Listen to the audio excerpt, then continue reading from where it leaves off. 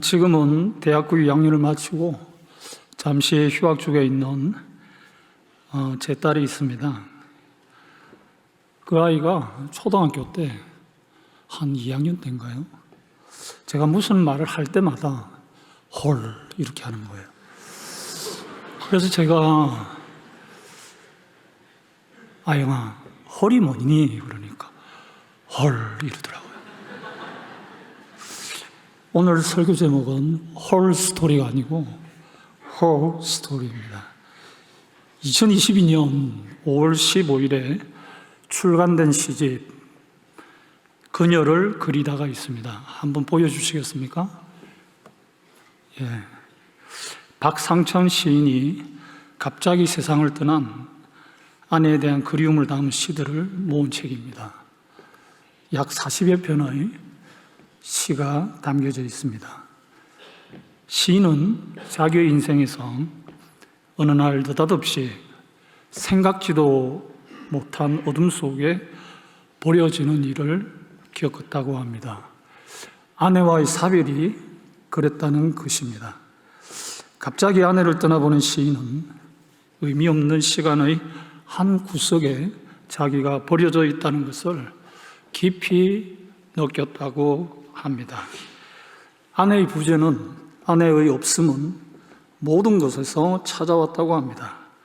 겨울이 깊어져도 바뀔 줄 모르는 여름 이불 앞에서, 단추가 떨어진 와이셔츠 소매 앞에서, 김치 얼룩이 집어지지 않는 도마를 보면서 시인은 아내의 부재를 느낄 수 있었다고 합니다. 아내는 줄곧 사별한 이후 없음의 모습으로 자기 곁에 내내 머물러 있었다고 합니다. 박상천 시인은 혼자 있는 그 시간을 견디기 위해서 자기 삶의 곳곳에 남아있는 아내의 흔적들에 관한 시를 쓰기 시작했다고 합니다. 아내에 대한 시를 쓰는 것이 오히려 자기의 마음을 안정시켰기 때문이라고 했습니다. 항상 있지만 늘 없는 아내를 생각하면서 시를 쓰다가 시인은 아내의 웃음소리만이 아니라 도랑거리는 말소리나 잔소리까지도 자신을 충전시켜 주었던 배터리, 전원이었음을 깨달았다고 합니다. 그리고 아내가 자신의 삶을 부드럽게 이어주던 연골이었음을 깨달았다고 합니다. 연골, 부드러운 뼈죠. 그 연골이 있기에 우리는 지하철을 내려서 계단 위까지 잘 올라올 수 있는 것입니다. 오늘 설교의 제목은 Her Story, 그녀의 이야기입니다.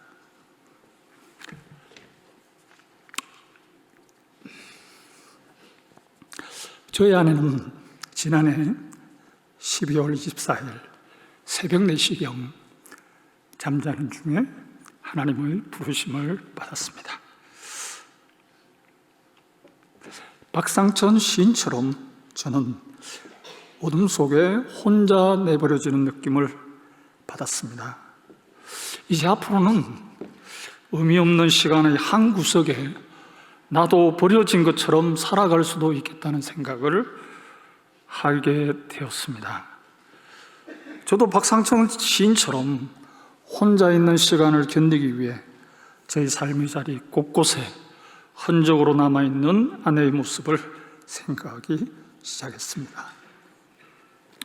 갑자기 부르셨기 때문에 하나님께서 임종의 시간을 가족들은 가질 수 없었고 남기고 간 유언장은 더더욱 없었습니다. 떠나기 전, 하나님의 부르심을 받기 전 가장 가까이에서 며칠 전까지 들었던, 어쩌면 하루 그날 저녁 직전까지 제가 들었던 아내의 이야기나 그 흔적들을 기억해내려고 무던히나 노력했던 것 같습니다. 신기하게도, 그리고 감사하게도 아내가 남긴 마지막 흔적들을 생각하면서 저의 마음도 점점 안정을 찾을 수 있었습니다. 아내가 제게 남겨준 이야기들은 여러 가지가 있지만 그 중에 4가지 정도만 정리해서 여러분들과 함께 나누려고 합니다. 오늘 설교는 본문 말씀을 분석하고 주외하고 비평하는 그런 설교는 아닙니다. 제가 최근에 겪은 아내와의 사별 가운데 아내를 생각하면서 하나님과 기도하는 가운데 정리한 묵상을 함께 소박하게 나눈다, 이렇게 생각하시면 좋겠습니다. 첫 번째, 아내는 저에게 이것을 가르쳐 주었습니다.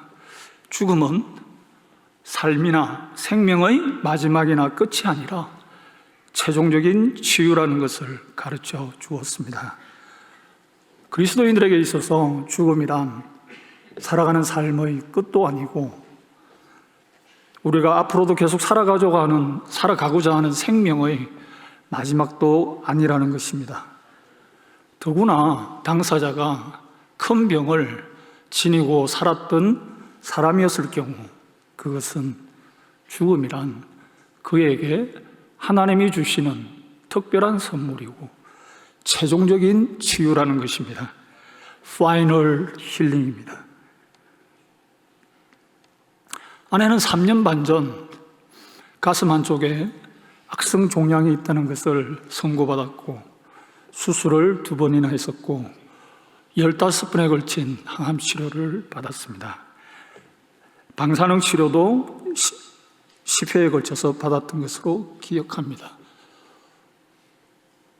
약 1년 반 동안의 힘든 투병 기간을 잘 견뎌냈습니다.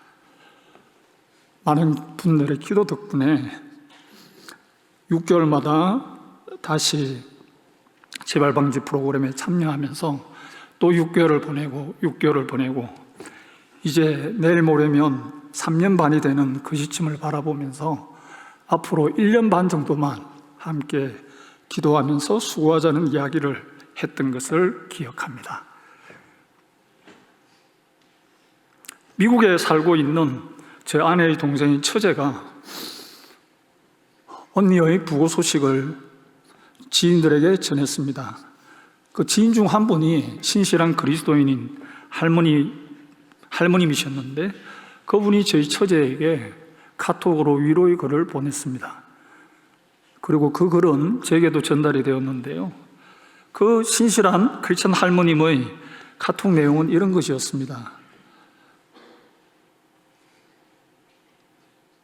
자기 아들도 그와 비슷한 지경에 있었는데 그 일을 지나면서 겪어보니까 죽음은 생명의 마지막이나 삶의 끝이 아니라 하나님이 우리에게 주시는 최종적인 치유라는 것을 알게 되었다고 말입니다. 단순한 고통이 없음, 단순한 의미의 질병이 더 이상 존재하지 않는 곳, 우리가 생각했던 곳은 하나님 나라가 그러했던 것입니다. 그러나 그분은 깊은 묵상 가운데 하나님의 나라는, 종말론적인 하나님의 나라는 우리가 마침내 보게 될 위에서부터 아래로 내려오는 새하늘과 새 땅, 거기에서 우리가 맛보게 될, 경험하는 새로운 세계에서는 단순한 아픔 없음, 단순한 고통 없음, 그것을 넘어서는 더 큰 무엇이 있다라는 것입니다. 그 할머님은 그것을 두고 하나님의 최종적인 치유라고 표현했습니다. Final healing. 그렇습니다. 저희 아내는 큰 병을 안고 살면서 치유를 원했지만 마침내 이 세상에서는 그 선물을 받지 못했습니다. 그러나 지금은 거기에 가까이 가 있는 것 같습니다. 최종적인 치유에. 오늘 우리에게 주신 본문 말씀, 새하늘과 새 땅, 그 땅, 그 하늘이 여기에 도래하게 되면 우리는 다시 만나게 될 것입니다. 최종적인 치유로 멋있게 살고 있는 아내의 모습을 저는 볼 수 있을 것입니다. 여러분, 그 어떤 비극적인 죽음도 하나님의 기억 속에 있다는 것을 우리는 기억해야 합니다. 새하늘과 새 땅은 죽음과 삶이 분리 가운데 있는 것이 아니라 연속성 가운데 있음을 우리에게 강하게 보여주고 있는 말씀입니다. 하나님의 기억 속에는 이 땅에 우리가 살았던 모든 모습들이 다 저장되어 있습니다. 거기에서 우리는 새롭게 만나게 될 것입니다. 아내를 먼저 보내고 난 다음 지난 1월과 2월 그 긴 겨울을 저는 어떻게 살았을까요? 저와 비슷한 일을 먼저 경험하셨던 선배 교수님께서 1월 2일 날 저에게 카톡을 보내주셨습니다. 고 교수님, 며칠이 지났군요. 지금쯤 유품을 정리하고 계실까요? 사망신고서를 띄고 은행 관련 처리 업무들을 하고 이러면서 여러 가지 처리할 일들이 좀 있을 것인데요. 그러다가 울컥하면서 또 우시다가 또 멍 때리고 있다가 우울의 늪으로 빠지곤 하는 것은 아닌지 궁금합니다. 적어도 1년 이상 찌르는 듯한 아픔과 고독감이 몰려올 것입니다. 예, 지난 1월 그랬습니다. 지난 2월 그러했습니다. 근데 신기하게도요, 2월 말 개강이 되고 수업을 시작하면서 제가 다시 일어설 수 있었습니다. 학교가, 여러분들이, 교수님들이, 직원 선생님들이 제게 힘을 주고 계십니다.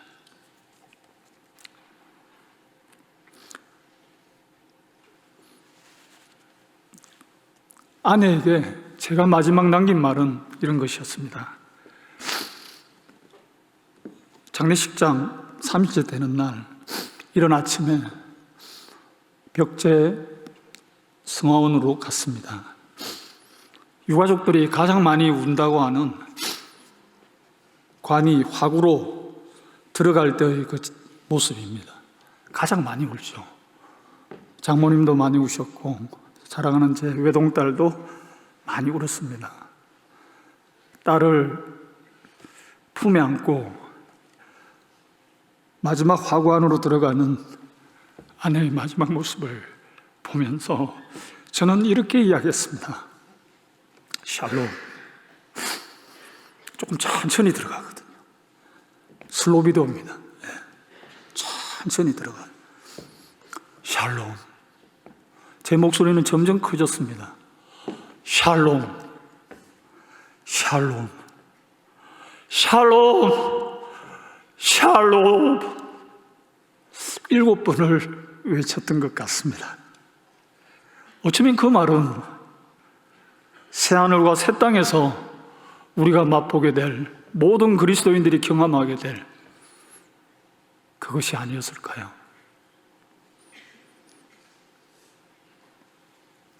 새하늘과 새 땅을 향한 궁극적인 소망을 가지고 이런 현실 속에서도 앞으로 묵묵히 살아가야 한다는 것을 저는 정리할 수 있었습니다.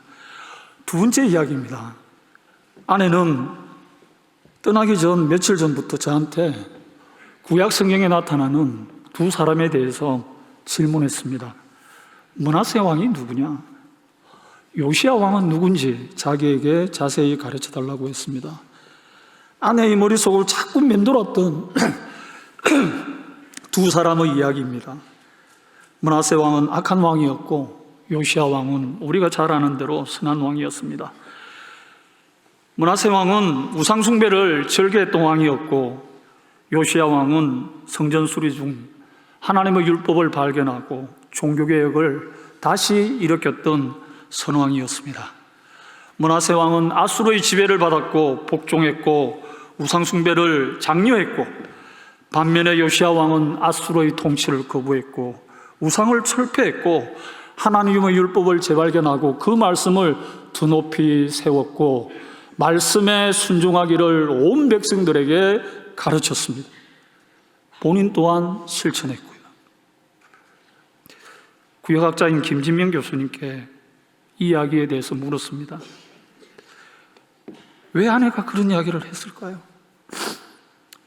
그분은 나름대로 성경을 보면서 요시야 왕이 하나님의 사람, 의인이 이해할 수 없는 죽음 가운데 빨리 이른 나이에 하나님의 부르심을 받는 경우에 그런 경우들이 성경에 가끔 있는데 그 경우의 한 예로 요시야 왕이 나타나고 있다라고 이야기했습니다.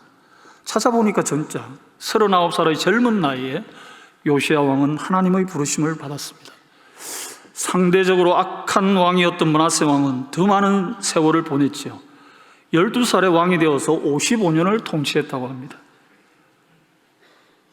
두 종류의 삶이 있습니다. 악하게 살면서 오래 사는 삶이 있고요, 짧고 굵게 살면서 선하게 하나님의 말씀대로 사는 삶이 있습니다. 우리는 어떻게 살고 있습니까? 어쩌면 우리는 므낫세 왕과 요시야 왕 사이에서 왔다 갔다 하고 있는지도 모르겠습니다. 학기 초에는 요시야 왕 쪽으로 갔다가 또 어떤 경우에는 시간이 지나면서 므낫세 왕 쪽으로 기울어가는 우리의 모습이 있는 것은 아닌지 궁금합니다. 아내에게 저는 그렇게 말했습니다. 요시야 왕이 우리에게 필요한 존재가 아니겠느냐. 나에게도 필요하고 우리 가정에도 필요하고 우리 공동체에도 필요하고 우리 나라에도 필요하고 이런 지도자가 필요한 게 아니냐, 이런 한 개인이 필요한 게 아니냐. 한국교회는 어떻습니까? 므낫세 쪽입니까? 요시야 쪽입니까? 대한예수교 장로회 통합처 총회는 어떻습니까? 요시야 쪽입니까? 그쪽으로 더 나가야 되지 않을까요? 물론 우리 자신에게부터 적용해야겠죠. 아내가 세 번째 남긴 이야기는요, 이런 것이었습니다. 성취보다는 행복입니다. 아내가 읽고 있던 책이 있었습니다. 나는 상담 심리사입니다. 그 책 메모지에 적혀 있던 글귀였습니다. 성취보다는 행복입니다. 아내는 암투병 전에 건국대학교 석사과정 상담심리학을 공부했습니다. 암투병을 하면서 마무리를 하지 못했던 논문을 암투병이 끝나고 치료가 끝난 후에 졸업 논문을 썼습니다. 그래서 졸업을 했습니다. 그 이후 멈추지 않고 상담심리사 자격증을 따기 위해서 복잡한 수련 과정을 밟았고 또 학생들을 만나서 여러 사람들을 만나서 상담 실습을 또한 했었습니다. 본인에게 이루어야 할 목표가 있었습니다. 성취해야 할 그 무엇이 있었습니다. 왜 우리 아내는 상담 심리를 공부하기 시작했을까요? 과거로 올라갑니다. 2014년 4월 16일 진도 앞바다에서 세월호 참사가 있었을 때 아내는 안산으로 가서 합동분향소에서 하늘의 별이 된 그 아이들을 만나고 와서 저에게 이야기했습니다. 어떻게 이런 일이 세상에 있을 수 있는가? 이런 아픔을 치유하는 상담학을 공부하고 싶다라고 했습니다. 말할 수 없는 아픔 가운데 살아가는 사람들을 위로하고 가능하다라면 그런 일이 일어나지 않을 수 있는 그 선한 일에 자기도 동참하겠다라고 했습니다. 디트리 보네프를 공부한 저보다도 훨씬 더 강한 투사의 모습으로 그 이후 살았던 저희 아내의 모습을 저는 기억하고 있습니다. 그 꿈을 이루기 위해서 아내와 저는 광장동, 중곡동, 구이동, 군자, 자양동 곳곳에 있는 동네 카페를 찾아다녔습니다. 예쁜 카페를 찾아다니면서 우리가 나중에 작은 카페 하나 만들어서 여기서 상담도 하고 이야기도 나누고 그렇게 하면 정말 좋겠다. 필요한 사람들의 도움을 상담을 통해서 줄 수 있으면 좋겠다. 당신이 공부한 이야기를 통해서 그들을 또 섬기면 좋겠다. 이런 꿈들을 함께 나눈 적이 있습니다. 여러분, 우리에게는 어떤 목표가 있습니까? 우리가 이루고 싶은 성취의 내용은 무엇입니까? 성취의 마지막 단계에 이르기 전까지 우리가 가게 되는 과정의 시간들이 있습니다. 그 시간 속에서 우리는 행복을 맛보고 있습니까? 아니면 우리는 무엇을 한다고 하면서 거창한 목표를 세우고 돌격 앞으로 이야기를 하지만 함께 가는 사람들의 마음은 어떻습니까? 그들 또한 행복한가요?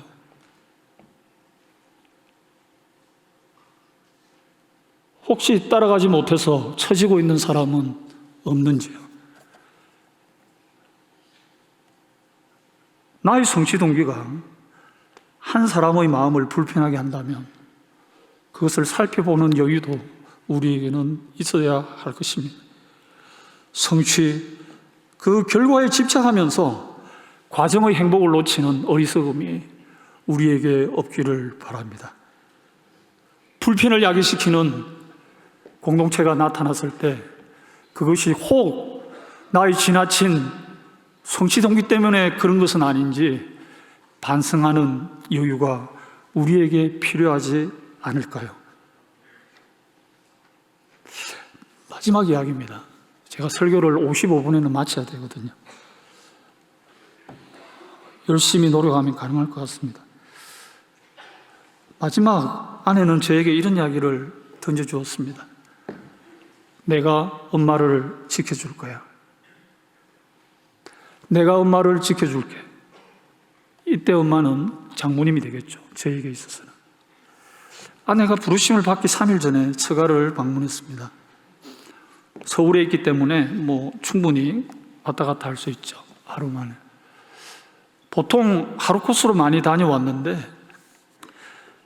그때는 이틀을 장모님 댁에서 자고 왔습니다. 이틀 동안 있으면서 장모님과 오랜 시간 동안 시간을 같이 보낼 수 있었고 평소에 나누지 못했던 많은 이야기들을 나눌 수 있었다고 합니다. 그때 저희 아내가 장모님께 이런 이야기를 했다고 합니다. 앞으로 내가 엄마를 지켜줄게. 그동안 내가 너무 아파서 나만 생각했는데 내 아플 때 엄마가 간호도 지극정성으로 해줬는데 엄마 때문에 내가 나았어. 엄마 기도 덕분에. 간병 때문에. 이제는 내가 엄마를 지켜줄게. 앞으로는 더 자주 오고 더 자주 전화하고 더 자주 엄마 안부를 물을게. 내가 엄마를 지켜줄게. 그렇게 이야기했다고 합니다. 하나님께서는 우리를 어떤 존재로 부르셨습니까? 어쩌면 하나님은 우리를 누구를 지키는 존재로 부르셨는지도 모르겠습니다. 하나님 당신도 우리를 지켜주시는 분으로 늘 계시는 것 같습니다. 얼마나 많은 구약 성경 본문에서 내가 너를 지켜주리라. 많은 신약 성경 본문에서 내가 끝까지 너와 함께하리라. 그렇게 말씀하고 계십니까? 지켜주시는 하나님, 그분의 자녀들, 그들 또한 살아가야 하는 길은 누군가를 지켜야 하는 사람들입니다. 여러분, 가인을 아십니까? 아벨에 대한 질투심 때문에 동생을 돌로 쳐 죽였던 가인. 그때 도망을 가죠. 하나님이 가인을 찾습니다. Where are you? 내가 어디 있느냐? 그때 가인의 대답이 무엇이었는지 기억하십니까? 내가 내 아우를 지키는 자니까. 그렇게 항변합니다. 근데 재밌게도요, 답은요, 그 안에 있습니다. 질문이 답을 결정합니다.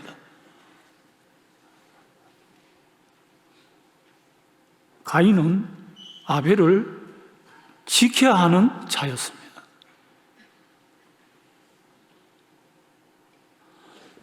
내가 내 아우를 지키는 자니까. 그렇습니다.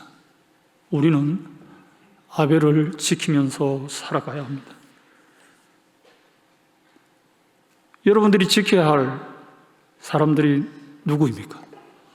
여러분들이 우선순위를 두고 지켜야 할 것이 있습니까? 사람이 아니더라도 말입니다. 어떤 가치라도, 어떤 목표라도. 그것이 무엇입니까? 그것을 어떻게 지켜내려고 하십니까? 저는 먼저 3월 중순에 있을 장모님 생신부터 잘 챙겨드리려고 합니다. 아내가 살아있었다면 그 생신을 그 어느 때보다도 더 잘 챙겼을 것입니다. 제가 대신할 겁니다. 또 계속 살면서 내가 엄마를 지켜줄게, 이것을 내가 어떻게 이어받아야 하는지 가족 공동체의 일원으로서 고민해 보려고 합니다. 말씀의 결론을 맺어야 하겠습니다. 그 사진을 하나 보여주시죠. 드라마, 조금 크게 띄워주실 수 있습니까? 글자가 안 보이시죠? 제가 읽어드리겠습니다. 지난해 연말에 종영되었던 드라마입니다. 사랑한다고 말해줘요. 청각 장애인으로 주인공을 역을 맡은 정우성 씨가 연기를 참 잘했던 드라마입니다. 그때 정우성 씨가 이런 이야기를 합니다. 정말 모든 걸 다 잃었다고 생각하니까 오히려 마음이 편해졌어요. 이 세상에 영원히 가질 수 있는 건 아무것도 없다는 게 위로가 되더라고요. 가족, 청력, 그리고 좋아했던 사람, 뭔가를 자꾸 빼앗기는 것 같아서 오랜 시간 동안 참 힘들고 슬펐거든요. 처음부터 그 누구의 것도 아니었다는 걸 받아들이고 나니까 다시 일어설 수 있었어요. 사고로 인해 청각을 상실했던 드라마의 주인공, 이 배우는 소중한 것들을 잃어버려도 다시 일어설 수 있는 방법을 마침내 알게 되었다고 고백합니다. 처음부터 그 누구의 것도 아니었고 심지어 자기의 것도 아니었다는 것을 알게 되면서 다시 일어설 수 있었다고 합니다. 우리 기독교인들에게 다시 일어설 수 있는 근거는 어디에서 오는 것일까요? 우리로 하여금 다시 일어설 수 있게 만드는 그 강력한 기초와 근거와 뿌리는 어디에 있고 그것은 무엇일까요? 그것은 종말론적인 하나님의 나라의 도래입니다. 새하늘과 새 땅의 도래입니다. 3.1절에 드라마를 하나 봤습니다. 미스터 션샤인이죠. 마지막 회 명대사가 있습니다. 그걸 한번 보여주죠. 이 주인공들입니다.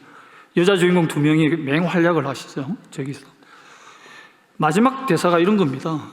잘 가요, 동지들. 독립된 조국에서 See you again. 드라마의 실존 인물이었던 독립운동가 한귀한 씨는 100여 년 만에 2023년에 우리나라의 품에 다시 안기게 됩니다. 저분이죠. 하나님의 말씀을 가지고 이 대사를 재구성합니다. Goodbye, my heart. 새하늘과 새 땅에서 See you again. 모든 눈물은 그 눈에서 모든 눈물을 그 눈에서 닦아주시니 다시는 사망이 없고 애통하는 것이나 곡하는 것이나 아픈 것이 다시 있지 아니하리니 처음 것들이 다 지나갔음이라. 이것이 오늘 우리에게 주시는 하나님의 말씀입니다. 기도하겠습니다.